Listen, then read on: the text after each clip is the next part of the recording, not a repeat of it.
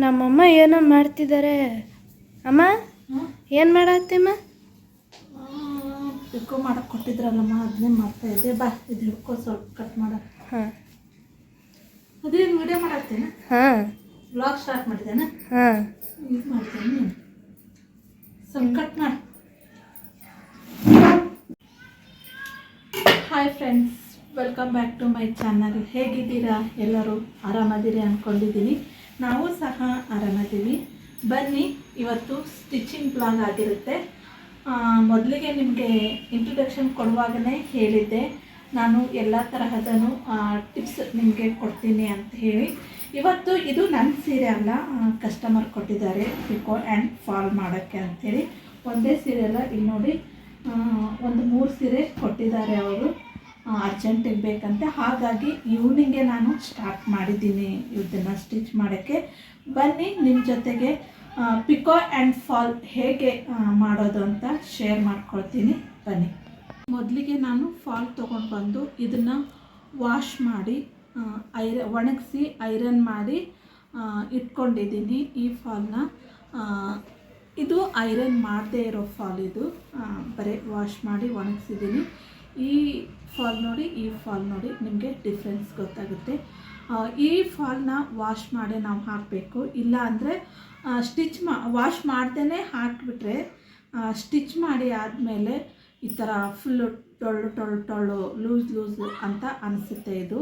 ಹಾಗಾಗಿ ಇದನ್ನು ವಾಶ್ ಮಾಡಿ ಆ್ಯಂಡ್ ಐರನ್ ಮಾಡಿ ನಾವು ಫಾಲ್ನ ಹಾಕ್ಕೋಬೇಕಾಗುತ್ತೆ. ಇನ್ನು ನನ್ನ ಮಿಷಿನ್ ಬಂದುಬಿಟ್ಟು pico and fall and normal stitch machine. ಇದು ಮಿಷಿನ್ ಹೆಸರು ಬಂದುಬಿಟ್ಟು ಡರ್ಬಿ. ನಂದು pico machine and fall and normal ಸ್ಟಿಚ್ಚಿಂಗೂ ಸಹ ಇದರಲ್ಲಿ ನಾನು ಮಾಡ್ಕೋಬೋದು. ಇದ್ರ ಸೆಟ್ಟಿಂಗು ನಿಮಗೆ ತಿಳಿಸ್ಕೊಡ್ತೀನಿ ನೋಡಿ. ನಾರ್ಮಲ್ ಸ್ಟಿಚ್ ಬೇಕಿದ್ದರೆ ಇಲ್ಲಿ 0 ಪಾಯಿಂಟ್ ಕಾಣಿಸ್ತಾ ಇದೆಯಲ್ಲ ನಿಮಗೆ, ಇದು 0 ಪಾಯಿಂಟು. ಇಲ್ಲಿಗೆ ನಾವು ಇಟ್ಕೊಂಡು ನಾರ್ಮಲ್ ಸ್ಟಿಚ್ ಮಾಡಬೇಕು. ನೀವು ಪಿಕೋ ಆ್ಯಂಡ್ ಫಾಲ್ ಮಾಡಬೇಕು ಅಂದರೆ ಇಲ್ಲಿ ಈ ಥರ ಕೊಟ್ಟಿರ್ತಾರಲ್ಲ, ಇಲ್ಲಿ 3 ಪಾಯಿಂಟ್ ಕಾಣಿಸ್ತಾ ಇದೆಯಲ್ಲ, ಈ 3 ಪಾಯಿಂಟಿಗೆ ಇದೇನು ಮುಳ್ಳು ಕಾಣಿಸ್ತಾ ಇದೆಯಲ್ಲ, ಈ ಮುಳ್ಳನ್ನ ಇಲ್ಲಿ ಇಟ್ಕೊಂಡು ನೀವು ಸೆಟ್ಟಿಂಗ್ ಮಾಡ್ಕೋಬೇಕು 3 ಪಾಯಿಂಟ್ಗೆ. ಇನ್ನು ಇದು ಸ್ಟಿಚಿಂಗ್ ಅಂದರೆ ಹೊಲಿಗೆ ಏನು ಬೀಳುತ್ತಲ್ಲ ಅದು. ನಿಮಗೆ ನಾರ್ಮಲ್ ಸ್ಟಿಚ್ ಮಾಡ್ತಿದ್ದೀರಾ ಅಂದರೆ ನಿಮಗೆ ಹೊಲಿಯುವಾಗ ಗೊತ್ತಾಗುತ್ತೆ ನಿಮಗೆ ದೊಡ್ಡ ಹೊಲಿಗೆ ಬೇಕಾ ಅಥವಾ ಸಣ್ಣ ಹೊಲಿಗೆ ಬೇಕಾ ಅಂತ ಹೇಳಿ. ಆ ಅಳತೆಗೆ ನೀವು ಸೆಟ್ ಮಾಡಿಟ್ಕೋಬೇಕಾಗುತ್ತೆ. ನಾನಿಲ್ಲಿ ಪಿಕೋ ಮಾಡ್ತಾ ಇದ್ದೀನಲ್ಲ, ಹಾಗಾಗಿ ನಾನಿಲ್ಲಿ ಫಸ್ಟ್ ಒನ್ಗೆ ಅಂದರೆ 4 ಐತಲ್ಲ, ಅಲ್ಲಿಗೆ ನಾನಿಲ್ಲಿ ಇಟ್ಕೊಳ್ತೀನಿ ನೋಡಿ.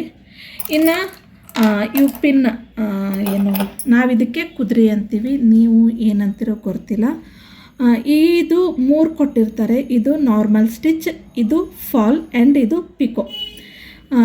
ಇದು ಪಿಕೋದು ಮಾಡ್ಬೋದು, ಇದು ಫಾಲ್ ಹಾಕ್ಬೋದು, ಇದು ನಾರ್ಮಲ್ ಸ್ಟಿಚ್ಗೆ ಯೂಸ್ ಮಾಡ್ಕೊಳ್ಳೋದು. ಈ 3 ಕೊಟ್ಟಿರ್ತಾರೆ ಇದ್ರ ಜೊತೆಗೆ. ಇನ್ನು ನಾನು ಪಿಕೋ ಮಾಡ್ತಿದ್ದೀನಲ್ಲ, ಈ ಪಿಕೋ ಮಿಷಿನಿಂದು ಹಾಕ್ಕೊಳ್ತಾ ಇದ್ದೀನಿ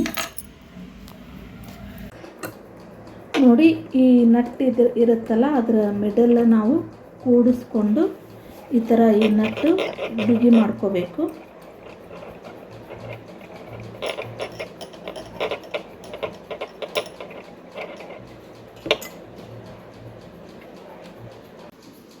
ನೋಡಿ, ಈ ಥರ ನಾನಿಲ್ಲಿ ಹಾಕ್ಕೊಂಡಿದ್ದೀನಿ ಇದನ್ನು. ಇವಾಗಿನ bobbin and case normal machine ಥರ ಬರೋದಿಲ್ಲ ಇದ್ರದ್ದು ಬಾಬಿನ್ನು. ಇಲ್ಲಿ ಮುಂದೆ ಫುಲ್ ಇದು ಓಪನ್ ಇರುತ್ತೆ, ಆ ಥರ ಕೇಸ್ ಬಂದಿರುತ್ತೆ ನೋಡಿ. ಇನ್ನು ಇದು ಬಾಬಿನ್ ಐತಲ್ಲ, ಇದು ಚಪ್ಪಟೆಯಾಗಿರುತ್ತೆ. ನಾರ್ಮಲ್ ಮಿಷಿನಿಂದು ಸ್ವಲ್ಪ ದೊಡ್ಡದಿರುತ್ತೆ, ಇದು ಚಪ್ಪಟೆಯಾಗಿ ಚಿಕ್ಕದಾಗಿರುತ್ತೆ ಇದು ಬಾಬಿನ್. ಈಗ ಇದನ್ನು ಹಾಕ್ಕೊಳ್ಳೋಣ. ಈ ಥರ ಹಿಂಗೆ ಇರುತ್ತಲ್ಲ, ಇದರಲ್ಲಿ ಸೇರಿಸ್ಕೊಂಡು ಈ ಉಕ್ಕಲ್ಲಿ ಈ ದಾರನ ಈ ಥರ ಹಾಕ್ಕೋಬೇಕು ನೋಡಿ, ಈ ಥರ ಹಾಕ್ಕೋಬೇಕು. ಇದು ನಾರ್ಮಲ್ ಮಷಿನಿಗೆ ಸೈಡಿಗೆ ಈ ಥರ ಹಾಕೋದಿರುತ್ತೆ. ಇಲ್ಲಿ ಪಿಕೋ ಮಷಿನಿಗೆ ಈ ಥರ ಸ್ಟ್ರೇಟಾಗಿ ಹಾಕೋದಿರುತ್ತೆ.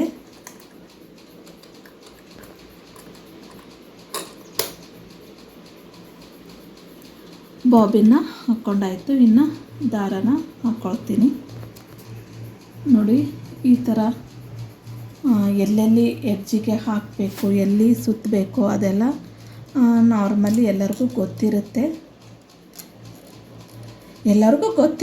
ಆದರೂ ಹೊಸ್ದಾಗಿ ಯಾರೆಲ್ಲ ಕಲಿತಿದ್ದೀರೋ ಅವರಿಗೆ ನನ್ನಿಂದ ಇದೊಂದು ಟಿಪ್ಸ್ ಅಂತ ತಿಳ್ಕೊಂಡು ನಾನಿಲ್ಲಿ ಹೇಳ್ತಾ ಇದ್ದೀನಿ.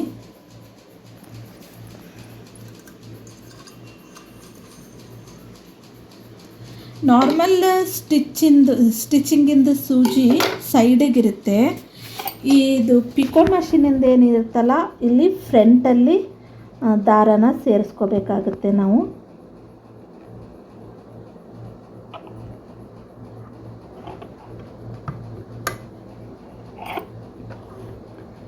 ಬಾಬಿನ್ ದಾರನ ಆಮೇಲೆ ತಕ್ಕೋಬೇಕು. ಆಯಿತು, ಎಲ್ಲ ರೆಡಿ ಆಯಿತು. ಇನ್ನು ಇವಾಗ ಪಿಕೋ ಮಾಡ್ಕೊಳ್ಳೋಣ. ಫಸ್ಟಿಗೆ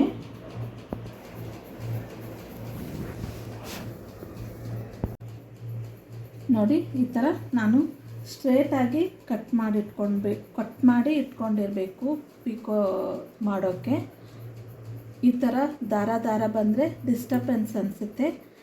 ನಡುವೆ ಹೊಲಿಯುವಾಗ ನಾವು ಈ ಥರ ದಾರನ ಚೆನ್ನಾಗಿ ಕಟ್ ಮಾಡ್ಕೋಬೇಕು. ಇವಾಗಿಲ್ಲಿ ಪಿಕೋ ಮಾಡುವಾಗ ಏನಾಯ್ತಲ್ಲ, ತುದಿ ಎಡ್ಜ್ ಏನಿರುತ್ತಲ್ಲ, ಇಲ್ಲಿ ಈ ಥರ ರೋಲಾಗಿ ಬಂದಿರುತ್ತಲ್ಲ, ಅದರಲ್ಲಿ ನಾವು ಈ ಥರ ಸೇರಿಸ್ಕೋಬೇಕು. ಇಲ್ಲ ಅಂದರೆ ಫಸ್ಟಿಗೆ ಈ ಥರ ಮಡಚ್ಕೋಬೇಕು. ಎರಡೂ ಥರನೂ ಮಾಡ್ಬೋದು. ನಾನಿಲ್ಲಿ ಫಸ್ಟಿಗೆ ಈ ಥರ ಚಿಕ್ಕದಾಗಿ ಮಡಚ್ಕೊಂಡು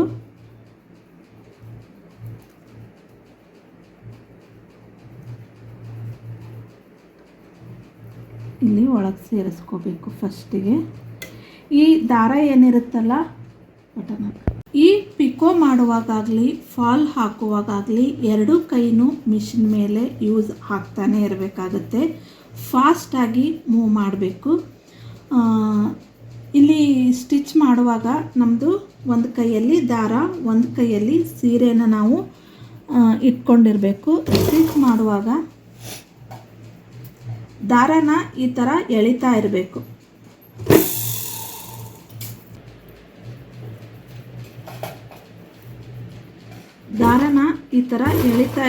ಇಲ್ಲಿ ಈ ತುದಿ ಇರುತ್ತಲ್ಲ, ಇದರಲ್ಲಿ ರೌಂಡಲ್ಲಿ ಬಿಡ್ತಾ ಇರಬೇಕು.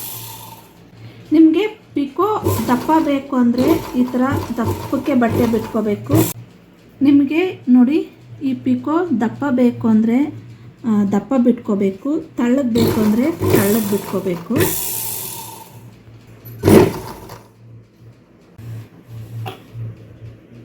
ನೋಡಿ ಈ ಥರ ಪಿಕೋ ಬರುತ್ತೆ. ಇದು ನಿಮಗೆ ಇದಕ್ಕಿಂತ ದಪ್ಪ ಬೇಕು ಅಂದರೆ ನಾವೇನಿಲ್ಲಿ ಬಟ್ಟೆ ಇಲ್ಲಿ ಬಿಡ್ತಿರ್ತೀವಲ್ಲ, ಆವಾಗ ಸ್ವಲ್ಪ ಜಾಸ್ತಿ ಬಿಡಬೇಕು. ಇಲ್ಲಿ ತಿಕ್ಕಾಗಿ ಕಾಣಿಸುತ್ತೆ ಇದು ಪಿಕೋ. ನಿಮಗೆ ದಪ್ಪ ಬೇಡ, ಸೀರಿಕೆ ಇರಬೇಕು ಅಂದರೆ ಸ್ವಲ್ಪ ಬಿಟ್ಕೊಂಡು ನೀವು ಪಿಕೋ ಮಾಡ್ಕೋಬೇಕು. ಸರಿ, ಇವಾಗ ಪಿಕೋ ಮಾಡಿಕೊಂಡು ಬರ್ತೀನಿ. ಮತ್ತು ಫಾಲ್ ಹಚ್ಚುವಾಗ ನಿಮಗೆ ಮತ್ತೆ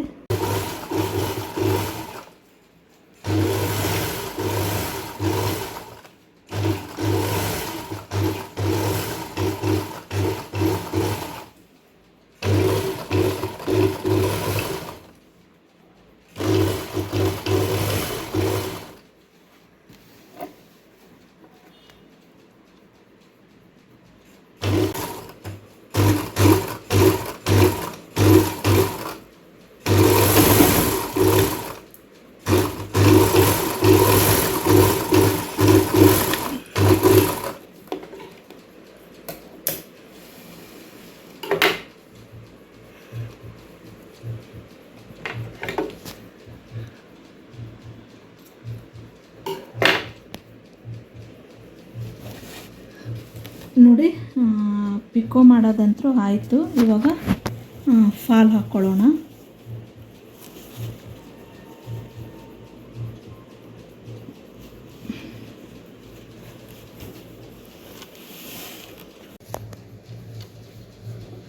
ನೋಡಿ ನಾನಿಲ್ಲಿ ಫಾಲ್ನ ಹಾಕ್ಕೊಳ್ತಾ ಇದ್ದೀನಿ.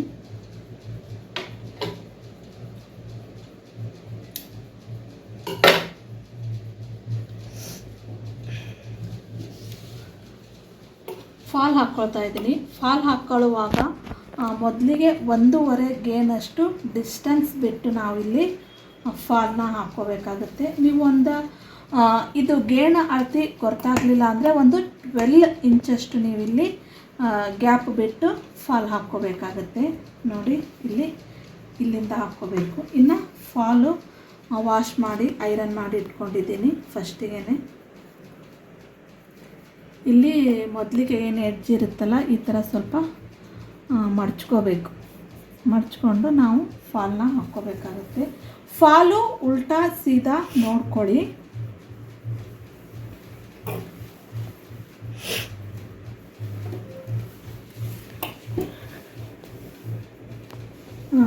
ಇಲ್ಲಿ ಪಿಕೋ ಕೇಸ್ ಇದೆಯಲ್ಲ, ಇದು ಪಿಕೋ ಮಿಷಿನಿಂದು ಗೋಟ್ ಇದೆ. ನಾನು ಇದನ್ನು ಚೇಂಜ್ ಮಾಡ್ಕೊಳ್ತೀನಿ ಇವಾಗ.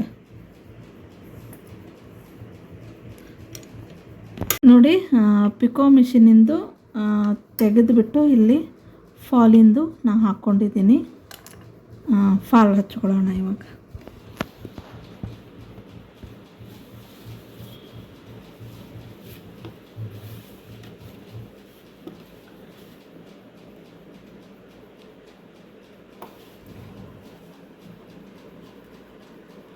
ಈ ಥರ ಫಾಲ್ನ ಇಟ್ಕೋಬೇಕು ಫಸ್ಟಿಗೆ.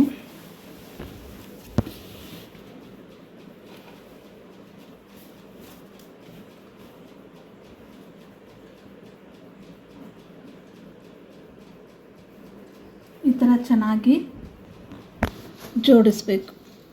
ಒಂದ್ರ ಮೇಲೊಂದು ಚೆನ್ನಾಗಿ ನೀಟಾಗಿ ಜೋಡಿಸ್ಕೊಂಡು ಇಟ್ಕೋಬೇಕು.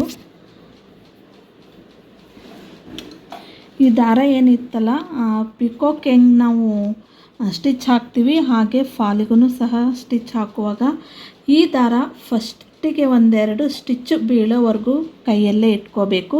ಇಲ್ಲ ಅಂದರೆ ದಾರ ಕಟ್ಟಾಗಿಬಿಡುತ್ತೆ. ನೋಡಿ, ಈ ಥರ. ನಿಮಗೆ ಪಿಕೋದು ಇದು ಸ್ಟಿಚ್ ಏನಿದೆಯಲ್ಲ, ಅಗಲ ಬೇಕು ಅನ್ನೋದಾದರೆ ನೀವು ಅಗಲ ಇಟ್ಕೋಬೇಕು. ಈ ಥರ ಸ್ವಲ್ಪ ಹಾಕಿ ತೋರಿಸ್ತೀನಿ, ಒಂದು ನಿಮಿಷ.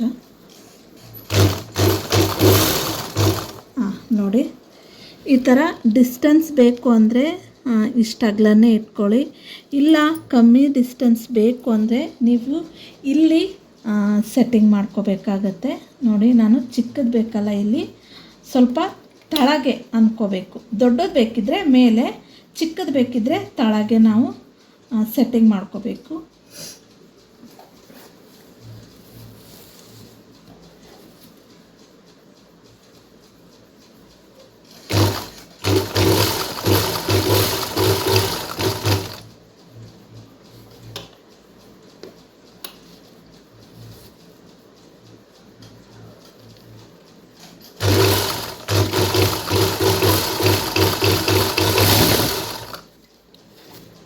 ನೋಡಿ, ಈ ಥರ ಚಿಕ್ಕದಾಗಿ ಬೀಳುತ್ತೆ.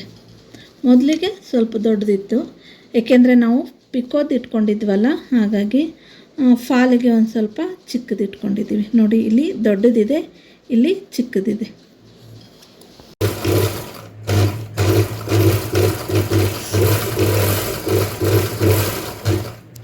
ನೋಡಿ, ಪಿಕೋ ಮಾಡೋದಂತೂ ಮುಗೀತು. ಲಾಸ್ಟ್ ಎಂಡ್ ಇದು.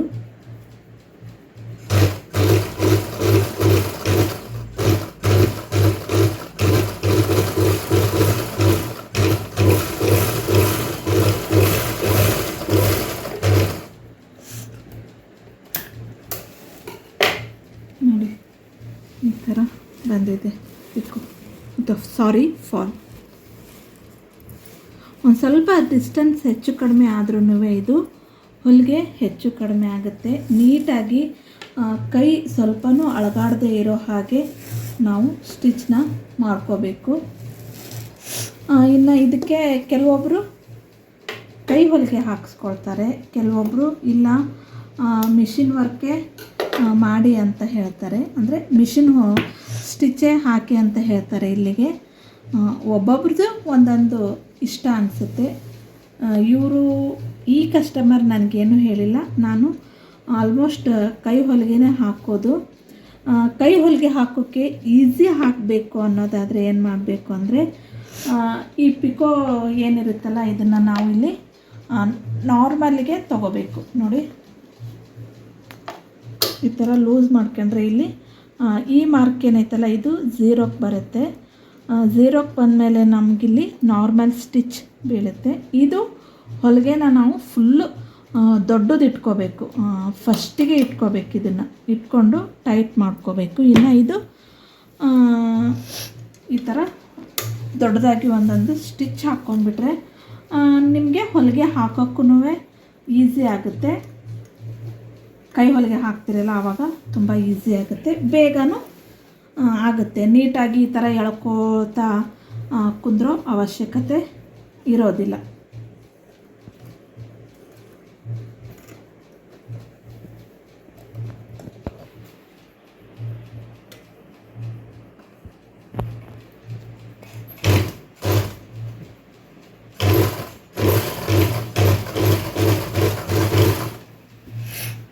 ನೋಡಿ ಈ ಥರ ದೊಡ್ಡದಾಗಿ ಹೊಲಿಗೆ ಬೀಳುತ್ತೆ. ಇಲ್ಲಿ ಸಹ ಸ್ವಲ್ಪ ಲೂಸಾಗೇ ಇರುತ್ತೆ. ಇದು ಒಂದು ದಾರ ಹಿಂಗೆ ಹಿಡಿದು ಎಳೆದ್ರೆ ಸಾಕು, ಇದು ಸ್ಟಿಚ್ಚೆಲ್ಲ ಬಿಚ್ಚಿಬಿಡುತ್ತೆ.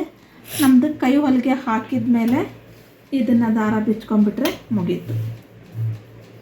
ಈಸಿ ಆಗುತ್ತೆ ಕೈ ಹೊಲಿಗೆ ಹಾಕೋಕ್ಕೆ, ಟಫ್ ಅನಿಸೋದಿಲ್ಲ. ಇಲ್ಲಾಂದರೆ ಈ ಥರ ಹಿಂಗೆ ಸೀದಾ ಮಾಡ್ಕೊಂಡು ಅಥವಾ ತಳಗೇನಾದರೂ ಒಂದು ಇದಕ್ಕೆ ಬ್ಯಾಲೆನ್ಸ್ ಆಗಿ ಏನಾದರೂ ಇಟ್ಕೊಂಡು ಕೈ ಹೊಲಿಗೆ ಹಾಕಬೇಕಾಗುತ್ತೆ. ಈ ಥರ ಸ್ಟಿಚ್ ಹಾಕ್ಕೊಂಡ್ಬಿಟ್ರೆ ನೀವು ಏನು ಕಷ್ಟ ಅನಿಸೋದಿಲ್ಲ. ಆರಾಮ್ಸೆ ಸೂಜಿ ದಾರ ತೊಗೊಂಡು ಈ ಥರ ಹಾಕ್ಕೋತಾ ನೀವು ಆರಾಮ್ಸೆ ಹೋಗ್ಬೋದು. ಹಾಗಾಗಿ ಈ ಟಿಪ್ಸ್ನ ನೀವು ಫಾಲೋ ಮಾಡಿದರೆ ಬೇಗನೆ ಕೈ ಹೊಲಿಗೆ ಹಾಕೋದನ್ನು ನೀವು ಮುಗಿಸ್ಬೋದು.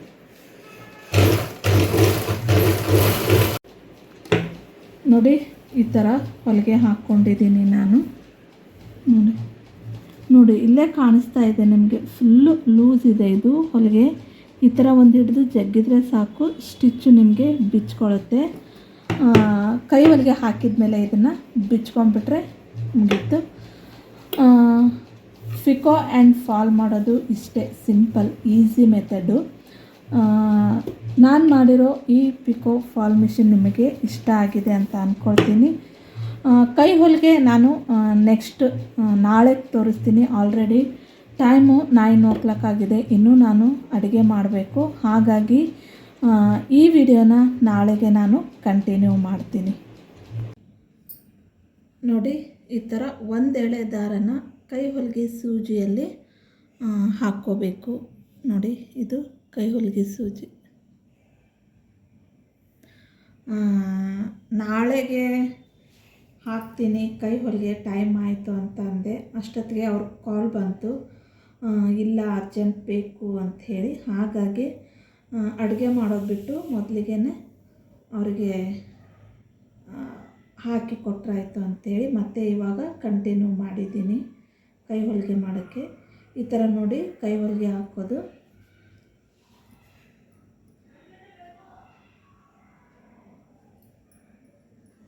ತುಂಬಾ ಈಸಿ. ಈ ಸೂಜಿ ಇರುತ್ತಲ್ಲ, ಈ ಸೀರೆ ಬಟ್ಟೆ ಏನಿರುತ್ತಲ್ಲ ಒಂಚೂರು ಒಂದು ಎಳೆ ತೊಗೋಬೇಕು. ಈ ಫಾಲಿಂದು ಒಂದು ಎಳೆ ತೊಗೊಂಡು ಈ ಥರ ಹಾಕೋತಾ ಹೋಗಬೇಕು. ನೀವು ಈ ಥರನೂ ಹಾಕ್ಬೋದು, ಇಲ್ಲ ಸ್ಟ್ರೇಟಾಗಿ ಈ ಥರ ಹಿಂಗೆ ಚುಚ್ಚಿ ಒಂಚೂರು ಬಟ್ಟೆ ತೊಗೊಂಡು ಆ ಥರನೂ ಈ ಥರನೂ ಹಾಕ್ಬೋದು. ನೀವು ಎರಡೂ ಹಾಕಿದರೆ ಅಷ್ಟೇ, ನಿಮ್ಗೆ ಯಾವುದು ಕಂಫರ್ಟೇಬಲ್ ನೋಡಿ ಆಗೋದನ್ನು ನೀವು ಹಾಕ್ಕೊಳ್ಳಿ.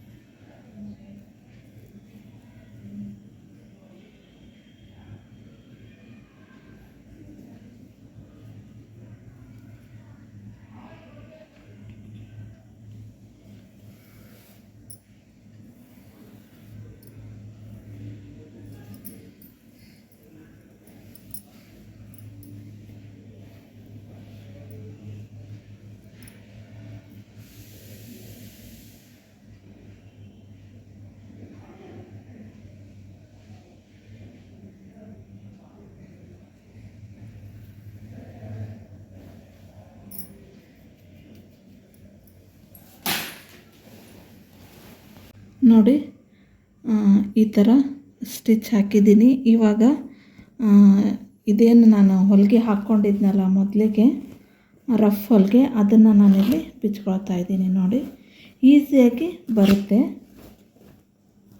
ಆರಾಮ್ಸೆ ಬಿಚ್ಕೋಬೋದು.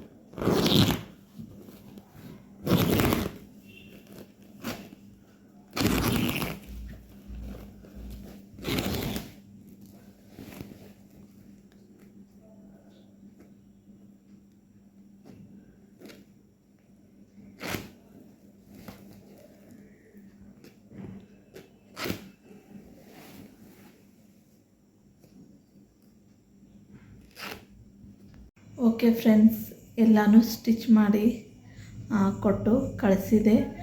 ಇನ್ನು ಅಡುಗೆ ಮಾಡ್ಕೋಬೇಕು, ಟೈಮ್ ಆಗಿದೆ. ಏನಾದರೂ ಸ್ವಲ್ಪ ರೈಸ್ ಮಾಡಿಬಿಡ್ತೀನಿ ಅಷ್ಟೇ. ಟೈಮ್ ಆಲ್ರೆಡಿ 9:30 ಆಗಿದೆ. ಹಾಗಾಗಿ ಸ್ವಲ್ಪ ರೈಸ್ ಮಾಡ್ಕೊಂಬಿಡ್ತೀನಿ ಅಷ್ಟೇ. ಈ ವ್ಲಾಗ್ನ ಇಲ್ಲಿಗೆ ಎಂಡ್ ಮಾಡ್ತಾಯಿದ್ದೀನಿ. ಮತ್ತೆ ಮುಂದಿನ ವ್ಲಾಗಲ್ಲಿ ಸಿಗೋಣ. ಅಲ್ಲಿವರೆಗೂ ನನ್ನ ವಿಡಿಯೋನ ಈ ಥರ ನೋಡಿ ಸಪೋರ್ಟ್ ಮಾಡ್ತಾಯಿರಿ. ನನ್ನ ಈ ವ್ಲಾಗ್ ನಿಮ್ಮೆಲ್ಲರಿಗೂ ಇಷ್ಟ ಆಗಿದರೆ ದಯವಿಟ್ಟು ಲೈಕ್ ಮಾಡಿ, ಶೇರ್ ಮಾಡಿ, ಹೇಗಿತ್ತು ಅಂತ ಕಮೆಂಟ್ ಮೂಲಕ ತಿಳಿಸಿ. ಹಾಗೆ ಸಬ್ಸ್ಕ್ರೈಬ್ ಆಗೋದನ್ನು ಮಾತ್ರ ಮರಿಬೇಡಿ. ಪಕ್ಕದಲ್ಲಿರೋ ಬೆಲ್ ಐಕನ್ನು ಒತ್ತಿ.